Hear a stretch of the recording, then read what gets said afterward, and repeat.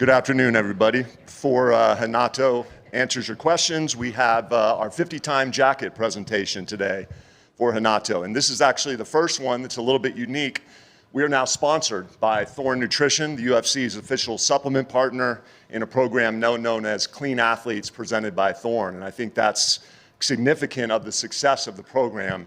And frankly, when we started, the only people we cared about, and still do, is the athlete. Are they receptive to this? Is this a good thing for them? And I think overwhelmingly we've seen that to be the case. But now we have other outside entities saying, hey, we want to be part of this too. So we're real proud to do it. We've had athletes that have been considered their retirement fight if they're close to a jacket, saying, hey, I want to fight one more time so I can get this jacket.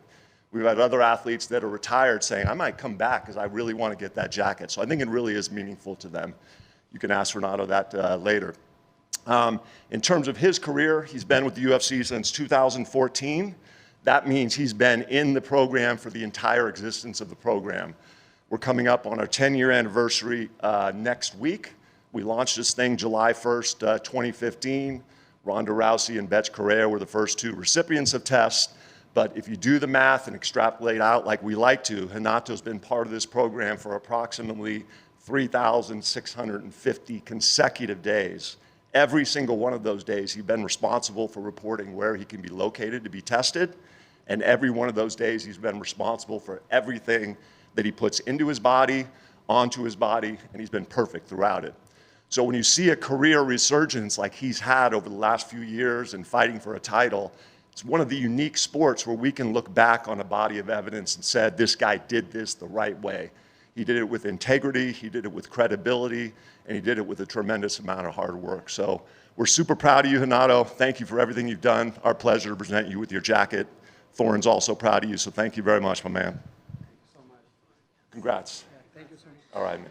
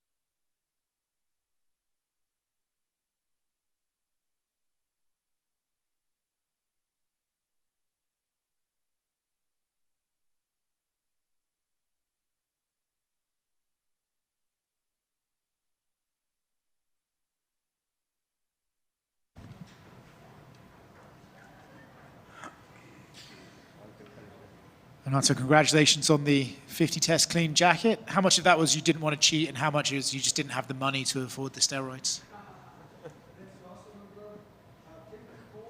Now I am the cleanest athlete over here today, so thank you so much. Maybe you guys sponsor me. But to be honest with you, I was happy. Like he said, I didn't even consider that, but I have been in UFC since 2014, and to me it was a huge guarantee to have the anti-doping, because we know back in the day a lot of people used to cheat, and one thing everybody hates is cheater, you know. So I'm happy with the program, I'm happy with UFC, and that's awesome. Thank you so much. You mentioned being in the UFC since 2014, and yet for some reason in this fight with Beneil, everyone looks at you as the younger up-and-coming guy, and he's this old veteran that you need to get rid of. Because I'm young on my mind. Is it strange to prepare to fight a guy, fight against someone else, and then have to go back to the gym and prepare for the same guy that you were originally going to fight? Not really, because in the end of the day, I use the same training partners, I use the same system, but I had more time, and I focus more on my dieting, on my training. So this camp was even better than the last one. Does it benefit you that you both had a camp, but you got to compete and he didn't, or does it benefit him because he didn't have to get into a fight? I don't know, benefit me that I got a lot of money, you know, so I think that's what I want, and that's what I got, you know, and I got this opportunity, and I was happy. And sometimes life throws at you a challenge. I come up short, but now I have the chance to get back, to beat Dariush, and to climb the rankings again, so I'm happy. In a way, it's obviously the fight with Islam didn't go your way, right? But in a way, this is the best case scenario because now he's moved up. It's not like you've got a loss to the existing champion. So do you feel a bit revitalized that your opportunity at a belt might come sooner than you would have had it should he have stayed? I don't care about rankings. I don't care about anything. I want to fight for the belt next, not next. I want someday again with better preparation. But that's not up to me. I have to beat Beneil Dariush. I have to give a good speech to everybody. I have to bring more fans to my side. And this is going to happen, you know. I have to become more popular to fight for the belt. A lot of people think UFC is sports, but UFC is entertainment. They want to sell tickets. They want to sell merchandise, and that's the truth. And that's why I'm trying my best to be sellable. I think it's working. Good luck. Thank you. Does your jacket say Money Moicano? Not My jacket says Money Moicano. That's awesome. In January, when we spoke to you before your fight with that didn't happen with Beneil, your exact quote was, "I'm going to beat the shit out of an old man." This time I saw you interview you and you said you were going to kill him. So I guess what's different this time that you're going to kill this guy instead of beat him up? The difference is somebody told me that he's only 15 days older than me, so I have to kill him now because that means I was calling myself old the whole training camp and Saturday night can only be one old man standing, and this is going to be me. Has it felt like, you said this camp was better than the last one, but has it felt like one long camp to you, considering you've been preparing for the same guy for like 8-9 months? Not really, because after the fight, I took a little time off and I focused on my social media, especially on my Portuguese channel, Shootout. Faz o M aí, galera do YouTube. So I focus a lot on my social media and grow a lot, especially my YouTube in Portuguese. I was doing podcasts and doing stuff. I was open a gym. I was focused and I was doing other stuff than fighting. And then I get back to training. And then I had a good training camp. So was not like 9 months just thinking about I have to beat this old man Dariush. No, was good. And obviously, the main event on Saturday is your weight class for the vacant title. There's a lot of argument over who should get the shot after that. Should it be Arman again? Should it be Gaethje? Should they do Paddy, Ilya? Obviously, you want to make a statement, but who do you think is because you said it's not about rankings, it's about popularity at this point. Who do you think deserves the shot after Saturday's main event? I think if Topuria wins, they're going to put Paddy. Because that's going to be a big fight. Even though Paddy don't deserve, it's like you say, it's entertainment, he sells, people like him, and he is a better fighter than I thought. He did good against Chandler. That means or Chandler sucks, or Paddy is very good. We're about to find out, because I think Topuria gonna smoke Paddy if they fight. That's gonna be a easy money, but it is what it is, you know. I think if we have merit on the sport, I would like to see Arman Tsarukyan because he is the #1 contender. But like I say, this is not a sport. This is a sport, but more they want to sell tickets and rankings really doesn't matter. Well, I think Arman's weighing in as the backup for Saturday anyway. So do you think that means like he's most logically next, especially if Charles wins, he has that win over Charles already? No, I just think like if something happened, they don't want to give me money again, you know? They say, hey, put Arman Tsarukyan. This guy is already got good money, so I don't want to pay him again. Renato, who do you have winning in the main event? Unfortunately, Topuria. I'm saying that with a broken heart. You know, I'm a huge Charles Oliveira fan. I wish this guy could speak English so you guys can see the emotion, the connection that he has with the fans, especially being from a very poor background, you know, the way he communicates himself in Portuguese is amazing. I am a fan, but Topuria beat 2 of legends on his previous fight, you know. He beat Volkanovski, that you can arguably tell that on the first fight, Volkanovski did very good, and then Max Holloway, and Max Holloway just knocked Gaethje. So Topuria is very, very dangerous, very, very dangerous. What were your thoughts on Islam moving up to welterweight? And, you know, since you've been in there and fought him, how much success do you think he's going to have at welterweight? I think he's going to have success against JDM. I'm not so sure, but I think he did the right thing, you know, move up, try to get 2 belts, and then stop, like Khabib did, you know. If you keep fighting enough, you're going to lose. We saw that with Anderson Silva.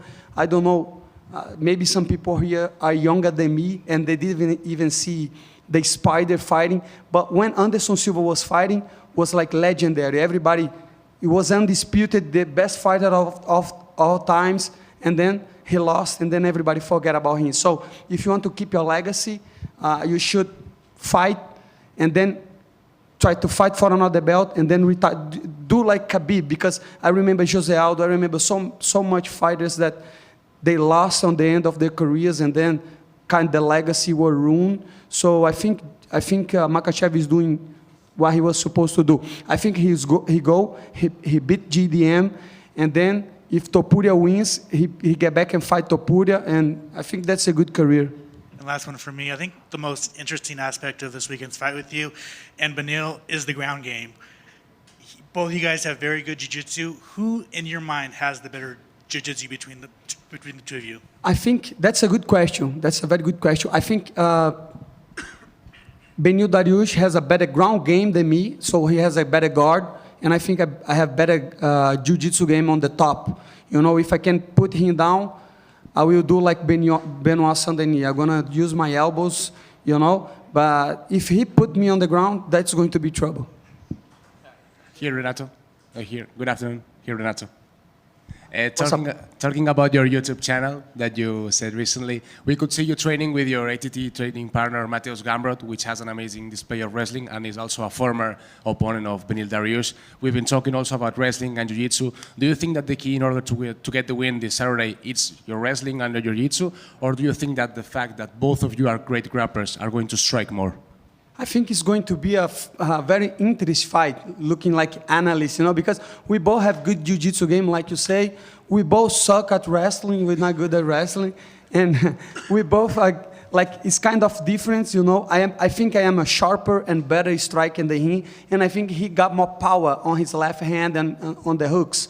So it's going to be a fun fight. I don't know what's going to happen. This is MMA. Everything that I think about a fight, it happens on all the way, but I'm ready for whatever happens. Thank you. Thank you. Renato right here in the back. Renato, you're one of the favorite personalities for a lot of the fans. Outside of maybe your friends and teammates, is there a fighter on the microphone that you really like to listen to? I used to love Chalsone. I know some people don't like him, especially Brazilians. Me, myself, I hated him. I remember in 2013 or 12, something like that, I was a kid, I was not in UFC, and then I was almost asking my friends to give me money so I could go to the UFC Rio, so I could sucker punch him. I wanted to, although I know this guy gonna beat me, but I'm gonna punch him and gonna run. And now I like him because the stuff, because I know that's a character, you know, that's not what he really believes. He was just trying to draw attention, and not only draw attention, because draw attention is easy, but to be smart with the mic is very hard. And I remember after the interviews, the stuff that he say, he's a fucking genius. Not on YouTube though, on YouTube he sucks. Oh my gosh. In January at the press conference, I think most people would agree you stole the show, and that was a big part of why the UFC also wanted you to main event when Arman pulled out. Do you have anything planned for this Thursday? You get another press conference again with Beneil. Do you have any big plans? Not really. I was surprised on the last press conference because everybody was calling money. So right now, UFC, you see, I'm a popular guy. We need to raise more money for Moicano. But jokes aside, I never think on what I'm going to say.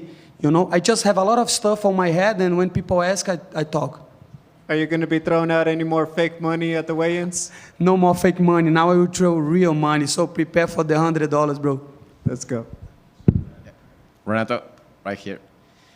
Before your loss to Makhachev, you were on a four-fight win streak, including that great performance in Paris against Benoit Saint-Denis. What version of Renato Moicano can the fans expect to see this Saturday? A very hungry one, like you say. I was coming maybe the best win streak of my career, you know, because I count as a 5 because I lost to Rafael dos Anjos, a fight that I took not on 155, that was 160. So I had like 4 win streaks with 4 submissions or knockout stoppages. So I was going good. But then they call me 24 hours and they say, hey, you're going to fight with the best fighter in the world. Say, okay, and I lost. I come up short, but I still got it. I still want to be on the top. I still want more money. So you guys can expect somebody that wants to climb the rankings and get more money. Thank you. Hey, Renato, I saw you recently opened up your GM Kingdom Martial Arts. How has the first month been, and have you learned anything new about martial arts by seeing it from a different perspective? Brother, I would say thank you for the question, but I knew you had asked that question. But thank you so much, no matter what. And I just opened a gym in Florida, so if you guys can check it out, Kingdom Martial Arts, especially for kids, you know. We have anti-bullying program. We want your kids to be very safe and to be very confident on yourself and help the community. So if you are in South Florida, Kingdom Martial Arts, BJJ, MMA, Jiu-Jitsu, and kickboxing for kids and for adults too, you know. I don't want people that want to be fighters. I want people to be better citizens and to have a good workout, okay? So check it out, Kingdom Martial Arts. Thank you so much, Jake. Renato over here. After UFC 311, your teammate Grant Dawson, he told me a funny story about you. He said you were talking about Joaquin Buckley and he approached you and you said you don't speak English. Could you elaborate on that story? Yes, at the time, like last year, I was in the International Fight Week and was me and Gilbert talking. And back in the day, Joaquin Buckley wanted to fight Gilbert. And then he approached me and he started to speak in English, and I didn't understand a lot, but I say, hey, sorry, my English is not that good. And he say, hey, I watch your fucking podcast every week, my brother. Don't come up with that shit. I know you speak in English. But then I say, man, this guy want to fight Gilbert, and Gilbert is my friend, so I said, no, I don't speak in English. Thank you so much, guys.